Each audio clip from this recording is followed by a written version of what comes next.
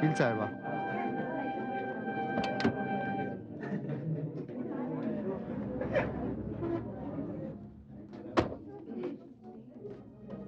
अरे अरे अरे, ये आप लोग क्या कर रहे हैं? मैं आप लोगों से उम्र में छोटी हूँ। नहीं वकील साहिबा, आप हमारे लिए देवी से कम नहीं है। आपने हमारे बेटे को बचा लिया, वरना पुलिस ने तो झूठा केस बना के इसको अंदर कर दिया था। अगर ये जेल में होता तो इसकी नौकरी चली जाती और हम सब लोग बर्बाद हो जाते। नहीं नहीं, ऐसी बात नहीं है। ये बेगुनाह था इसलिए बच गया। नहीं वकील साहिबा, आपने ही इसे बचाया, वरना यहाँ तो कितने ही लोग सूली पर चढ़ा दिए जाते हैं। वकील साहिबा, आज आप जिस जगह हैं भगवान उससे भी ऊंची जगह आपको दे। वकील साहिबा, आपकी फीस? देखिए, कुछ केस मैं अपनी जानकारी के लिए लड़ती हूँ और कुछ केस दुआओं के लिए। आप लोगों ने जो मुझे दुआ दी है वही मेरी फीस है।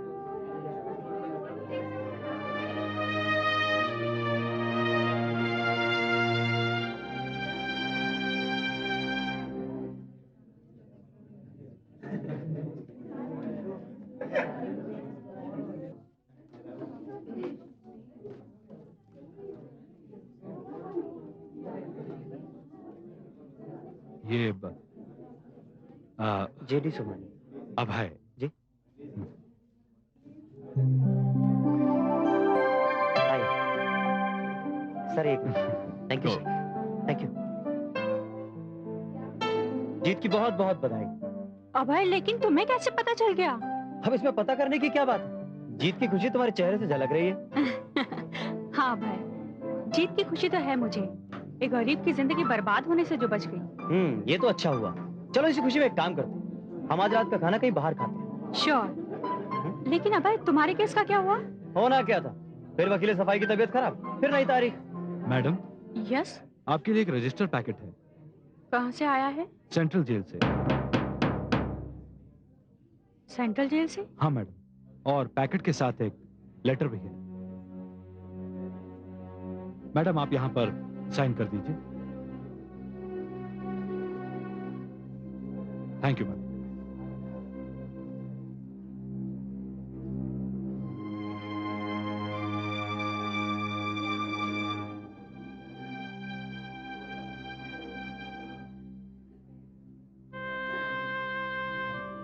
क्या बात है शारदा, किसका लेटर है ये? अभय, ये सेंट्रल जेल के जेलर साहब का लेटर है। कामना का जो सामान जेल में था, उसने अपने आखिरी विश में वो सारा सामान मुझे देने को कहा था। लेकिन ये कामना कौन है? मैं कामना को कभी नहीं भूल सकती। अभय, जिंदगी कभी कभी ऐसा बेरहम मजाक करती है। मैंने जब से वकालत शुरू की है, मैं सिर्फ एक ही केस हारी, वो भी अपनी सबसे प्यारी, सबसे अजीज दोस्त कामना का। उसे फांसी हो गई अभय, और मैंने अपना सबसे प्यारा दोस्त खो दिया। वाकई शारदा, जिंदगी अपने आप में बहुत ही अजीबोगरीब चीज है। ये कभी हंसाती है तो कभी रुलाती है। देखो, इस वक्त मैं तुम्हारे जज्बात समझ सकता हूँ। अभय, मुझे कामना का गम जिंदगी भर सताता रहेगा। देखो शारदा, जाने वालों का गम तो होता है, लेकिन इस गम को जिंदगी नहीं बनाना चाहिए। एक काम करते हैं, यहां से सीधे क्लब चलते हैं, ठीक है? तुम्हारे साथ स्नूकर का गेम खेलूंगा तो तुम्हारा मूड ठीक हो जाएगा। ओके, चलें? चलो चलो।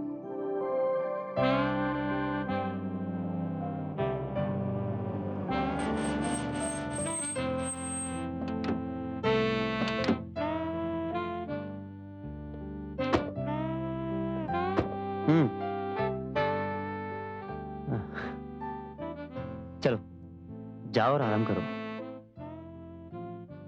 शुक्रिया अभय, आज तुमने अपना कीमती वक्त मुझे दिया। तुम भी अजीब सी बातें करती हो। ये सब मैं अपने लिए ही तो कर रहा हूं ना।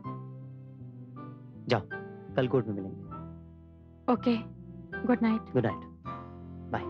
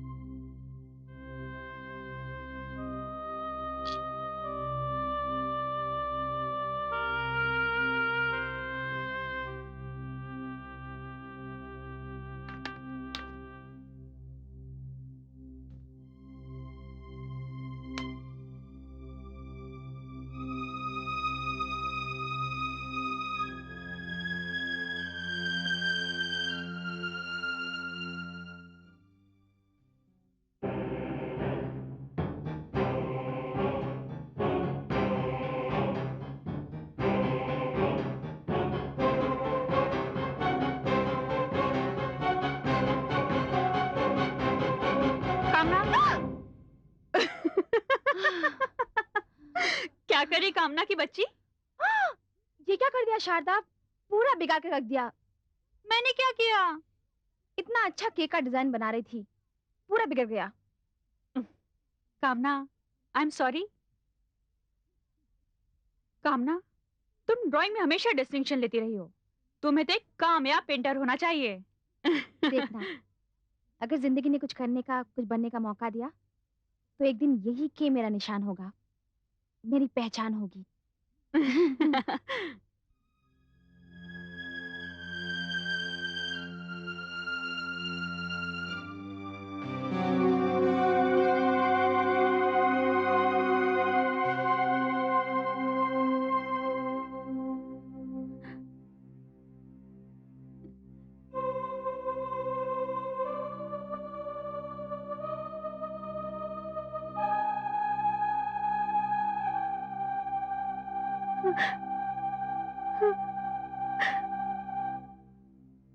कामना, मुझे ये गम, ये दुख जिंदगी भर सताता रहेगा कि मैं तुझे नहीं बचा सकी। कानून ने तुझे भले ही मुजरिम ठहराकर तुझे फांसी पर चढ़ा दिया हो, मगर मुझे आज भी पूरा यकीन है कामना की तू बेगुनाह थी। तू बेगुनाह थी कामना।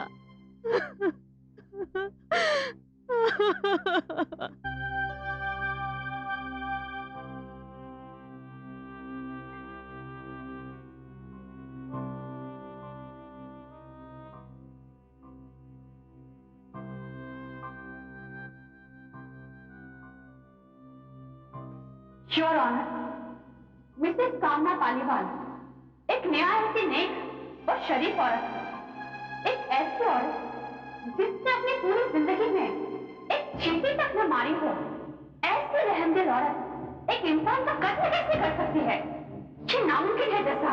एडवोकेट शारदा सिन्हा, आप अब तक ये साबित करने में जरूर कामयाब हो गई है कि मिसेस कामना पालीवाल ने अब तक किसी को भी नहीं मारा, और अब तक आपने अदालत के सामने ऐसा कोई सबूत नहीं पेश किया जिससे ये साबित हो सके कि मिसेस पालीवाल कातिल नहीं है।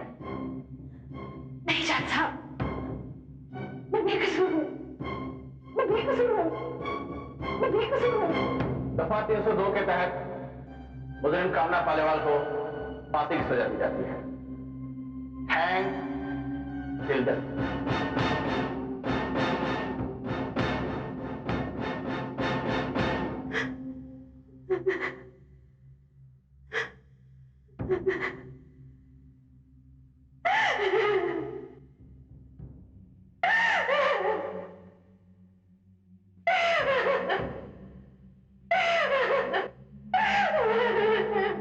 मुजरिम कामना पालीवाल को फांसी की सजा दी जाती है। नहीं जज साहब, नहीं जज साहब, मैंने कुछ नहीं किया, कुछ नहीं किया, मैं बेकसूर हूँ, मैं बेकसूर हूँ। मुजरिम कामना पालीवाल को फांसी की सजा नहीं जज साहब, नहीं जज साहब, मुजरिम कामना पालीवाल को फांसी की सजा दी मैं बेकसूर हूँ, मैं बेकसूर हूँ, हैंग मैं बेकसूर हूँ, मैं बेकसूर हूँ, मैं बेकसूर हूँ, मैं बेकसूर हूँ, मैं बेकसूर हूँ।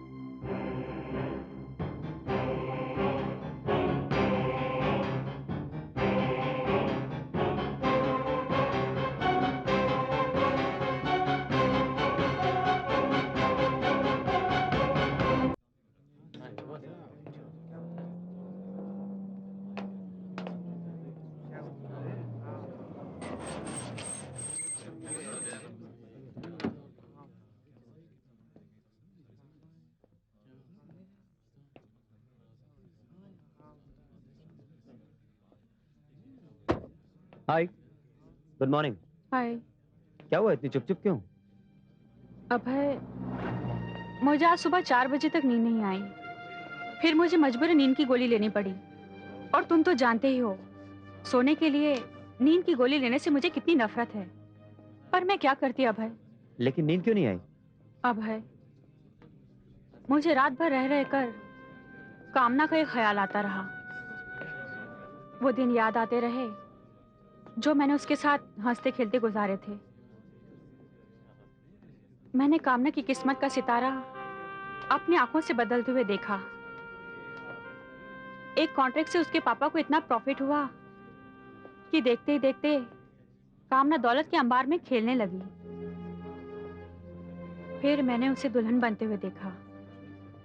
कितनी धूमधाम से उसकी शादी हुई थी। कितनी खुश थी वो अपनी जिंदगी में। उसने अपने लिए लड़का भी तो खुद ही चुना था। फिर एक दिन उसके फादर की डेथ हो गई। फिर वो मनहूस दिन भी आया उसकी जिंदगी में जब वो मुजरिम के कटहरे में खड़ी थी, एक खूनी की हैसियत से।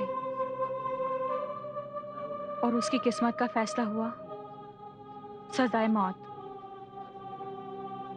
अब है वो फांसी पर चढ़ा दी गई। देखो शारदा, तुम्हें अपनी सहेली कामना को भूलना होगा, उसे अपने जहन से निकालना होगा। देखो, वो अब इस दुनिया में नहीं है। तुम जितना उसके बारे में सोचोगी, उतनी तुम्हारी मुश्किलें, तुम्हारी परेशानियां बढ़ती जाएंगी। आई नो अभय, जिंदगी कोई झील के पानी की तरह नहीं होती जो एक ही जगह ठहर जाए, थम जाए। वो तो नदिया की एक धारा की तरह होती है जो चलती रहती है, बहती रहती है। अभय, मैं भी चलती हूँ। मजिस्ट्रेट गुप्ता की कोर्ट में मेरी एक आर्ग्यूमेंट है। Okay, wish you all the best. Thank you. Bye.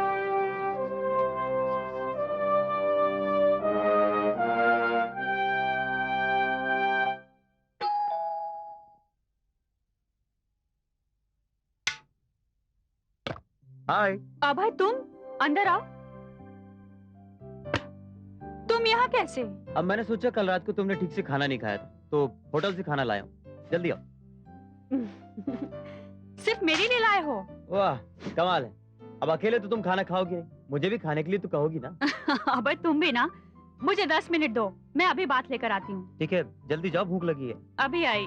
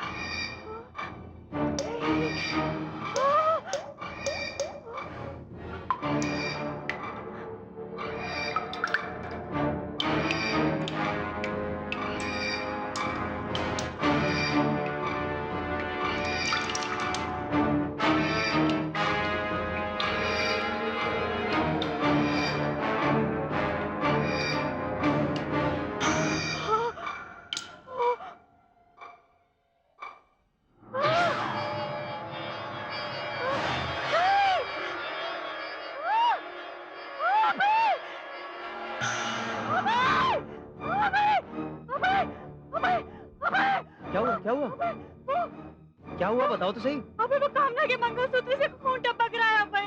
क्या? उस खून से फर्श पर के बन गया। आओ देखो। आओ, दिखाओ मुझे। देखो। जल्दी आओ। बता कहाँ? अभय देखो, देखो। अरे यहाँ तो कुछ भी नहीं है। लेकिन अभय, अभय मैंने अपनी आंखों से मंगलसूत्र से खून टपकते हुए देखा था। ठीक है, कोई बात नहीं।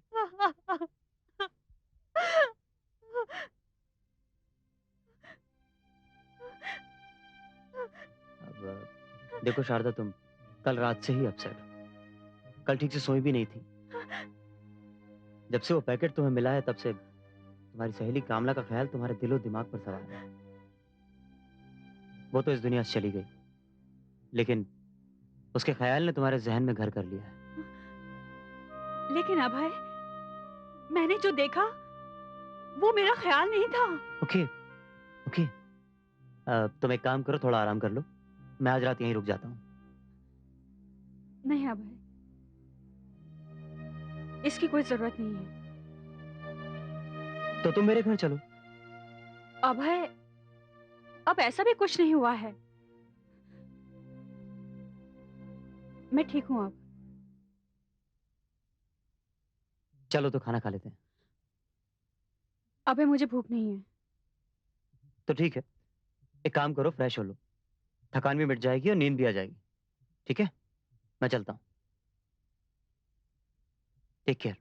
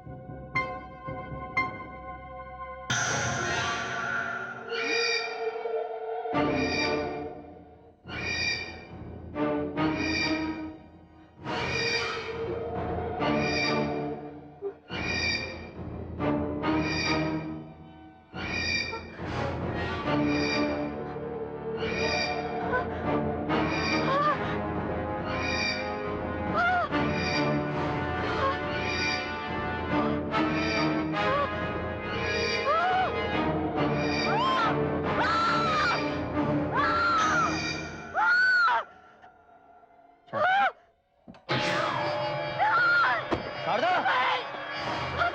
शारदा,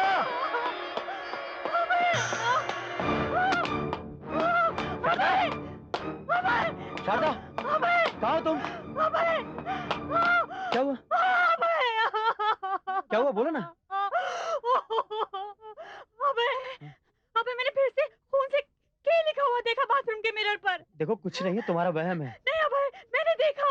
अच्छा ठीक है, डरो मत, बताओ मुझे क्या है। नहीं, मैं नहीं जाऊंगी। देखो घबराने से कुछ नहीं होता, नहीं, मैं नहीं जाऊंगी। मैं हूं ना तुम्हारे साथ। आओ, बताओ क्या है। डरो मत, बताओ क्या है। कहाँ है, बताओ तो। अबे नहीं, वो वहाँ क्या है? वो तो बिल्कुल साफ है। शारदा, अबे, क्या हो गया तुम? अबे तुम मेरी बात का भरोसा करो अबे। अब जब यहाँ कुछ है ही नहीं तो किस बात पे भरोसा करूं? मैं तुम्हें कैसे यकीन दिलाऊं अबे? मैंने वो खून से के बना हुआ देखा था। ठीक है शारदा, अबे,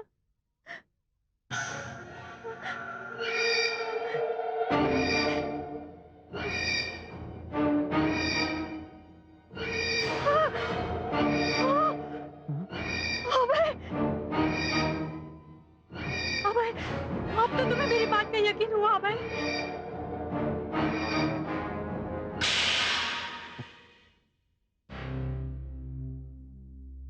तुम्हारी बात पे यकीन?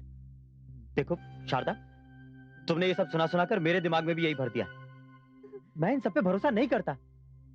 तुम्हें क्या लगता है ये कोई भूत प्रेत कर रहा है? देखो शारदा चुप, शारदा चुप।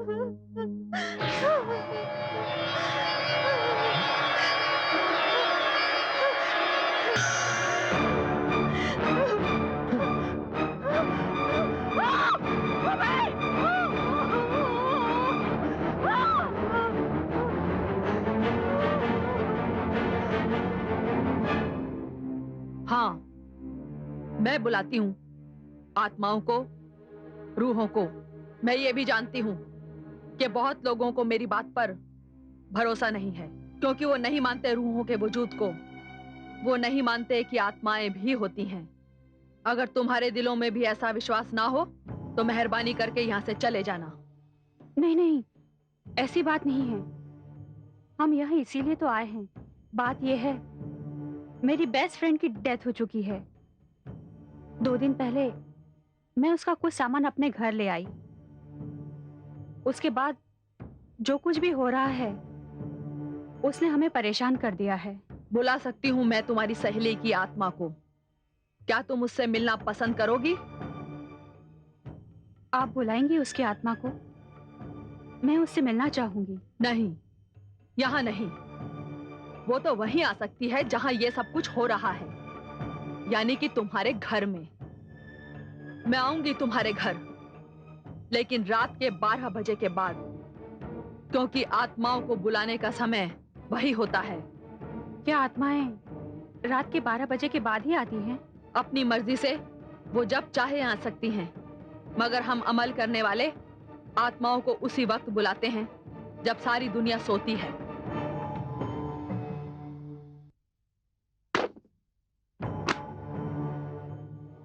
आइए।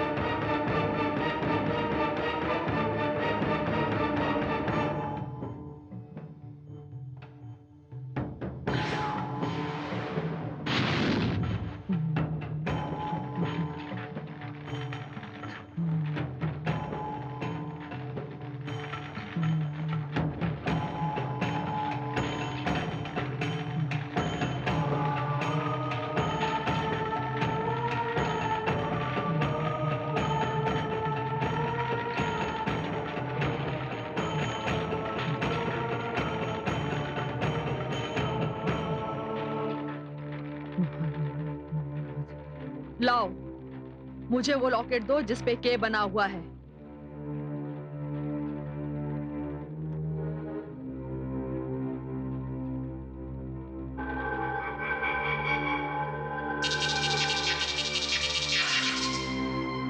मेरा इल्म मुझे ये कह रहा है कि इस घर में जो भी कुछ हो रहा है सिर्फ एक आत्मा ही कर सकती है। अब मैं उस आत्मा को बुलाऊंगी। वो जब यहाँ आएगी तो फिर आवाज देकर अपनी मौजूदगी का एहसास दिलाएगी। अगर तुम दोनों में से किसी का भी दिल कमजोर हो तो ये अमल मैं नहीं करूंगी। नहीं नहीं मिस सूरत वाला, आप अपना अमल कीजिए। तो फिर तुम अपनी आंखें बंद करो।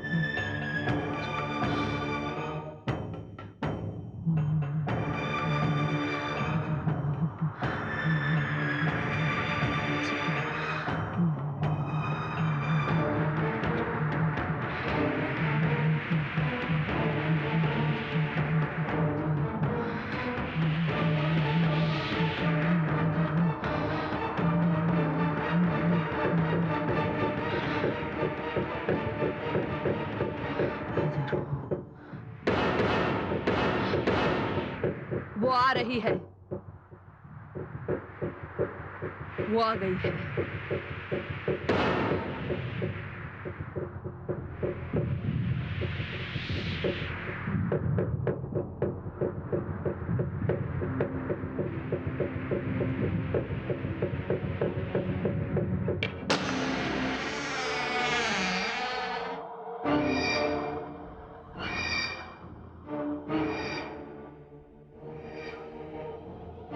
लगता है वो आ गई है।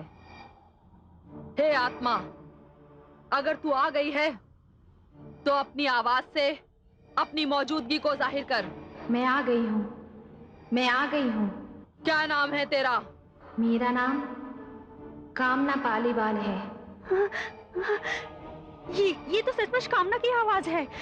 कामना। अभी मैंने ये तकसीद नहीं किया कि ये उसी कामना की आत्मा है। यानी? बताती हूँ।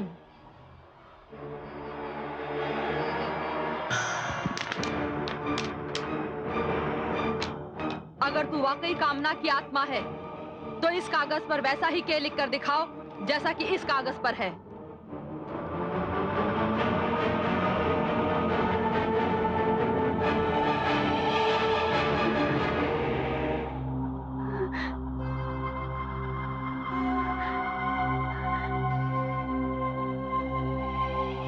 कामना। ये वाकई में वही आत्मा है, एडवोकेट शारदा सिन्हा। अब वो तुम्हारे सामने आ सकती है, लेकिन हम उससे पूछना चाहते हैं कि वो हमारी मौजूदगी में तुमसे बात करेगी या अकेले में। कहो आत्मा। मैं सिर्फ शारदा से बात करना चाहती हूँ। ठीक है, फिर हमारे जाने के बाद तुम इस अंधेरे के पर्दे को चीरकर शारदा के सामने नमूदार हो जाना। आइए अब है, आइए, घबराइए नहीं, चलिए।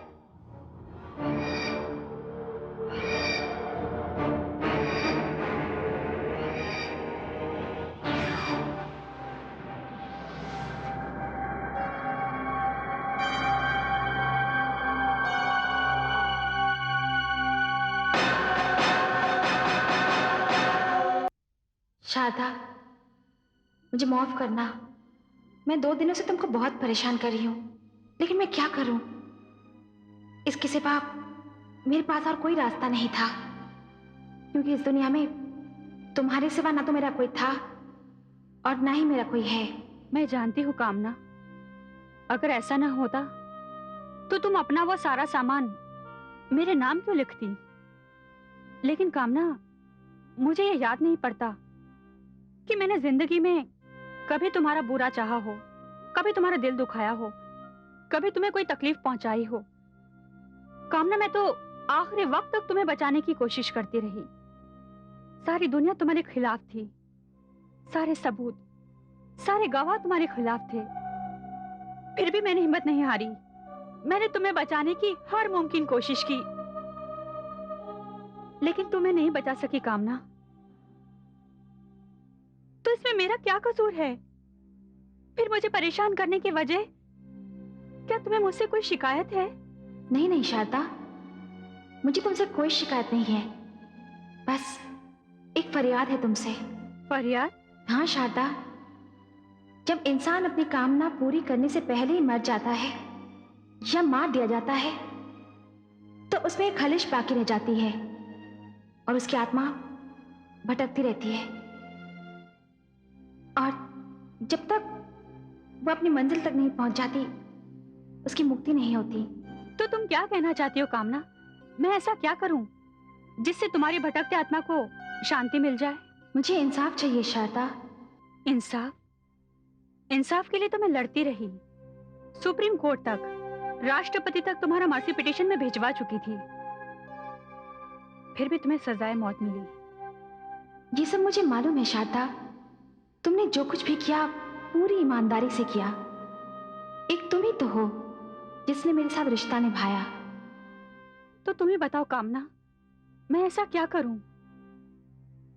अब इस दुनिया में तो ऐसी कोई अदालत नहीं है जहां मैं दोबारा ये कह सकूं कि तुमने अपने पति का खून नहीं किया। हाँ शारदा, यही सच बात है। मैंने अपने पति का खून नहीं किया, बल्कि मेरे पति ने मेरा कत्ल किया है। क्या तुम्हारे पति ने तुम्हारा कत्ल किया? हाँ शारदा, हाँ। तुम क्या कहना चाहती हो कामना? अरे भला मरने के बाद कोई किसी का कत्ल कैसे कर सकता है? यही तो फरियाद है मेरी।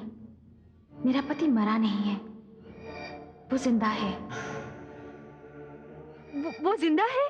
हाँ शारदा, जिसके कत्ल के जुर्म में मुझे फांसी की सजा दी गई, वो शख्स जिंदा है। नहीं कामना, नहीं, ये कैसे हो सकता है भला? हाँ शारदा, मेरा पति जिंदा है और वो मेरी ही दौलत पर ऐश कर रहा है। शारदा, तुम तो रवि पालीवाल को जानती हो। जानती ही नहीं कामना, उसे पहचानती भी हूँ। तुम इस रवि पालीवाल को जानती हो और ये उसका दूसरा रूप है और उसका नाम अब रवि पालीवाल नहीं बल्कि प्रकाश